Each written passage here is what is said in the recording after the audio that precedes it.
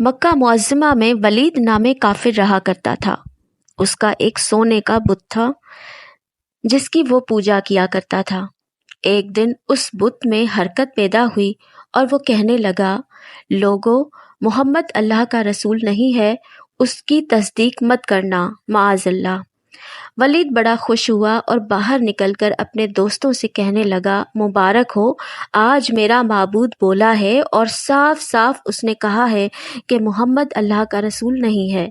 ये सुनकर लोग उसके घर आए और देखा कि वाकई उसका बुत ये जुमले दोहरा रहा है। वो लोग बहुत खुश हुए और दूसरे दिन एक आम ऐलान के जरिए वलीद के घर में एक बहुत बड़ा इज्तिमा हो गया ताकि उस दिन लोग बुत के मुंह से वही जुमला सुने।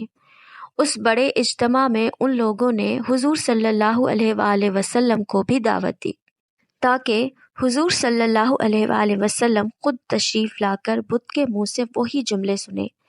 चुनाचे हुजूर सल्लल्लाहु अलैहि वसल्लम भी तशरीफ लाए।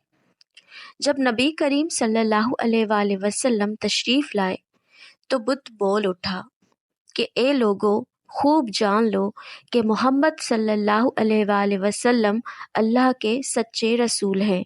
उनका हर इरशाद सच्चा है और उनका दीन हक पर है।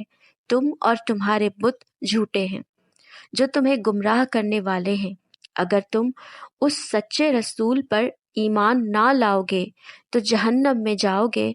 बस अक्लमंदी से काम लो और सच्चे रसूल सल्लल्लाहु अलैहि वसल्लम की गुलामी अख्तियार कर लो। बुत की ये बातें सुनकर वलीद बड़ा घबराया और अपने माबूद को पकड़कर जमीन पर दे मारा और उसके टुकड़े टुकड़े कर दिए। हुजूर सल्लल्लाहु अलैहि वसल्लम फातिहाना तौर पर वापस हुए तो रास्ते में एक घोड़सवार जो सब्ज पोश था हुजूर सल्लल्लाहु अलैहि वसल्लम से मिला। उसके हाथ में तलवार थी जिससे खून टपक रहा था। हुजूर सल्लल्लाहु अलैहि वसल्लम ने फरमाया कि तुम कौन हो? बोला, मैं जिन हूँ और आपका गुलाम और मुसलमान हूँ। जबले तूर में रहता हूँ। मेरा नाम मुइन बिन अल-अबर है। मैं कुछ दिनों के लिए कहीं बाहर गया हुआ था। आज घर वापस आया तो मेरे घर वाले रो रहे थे।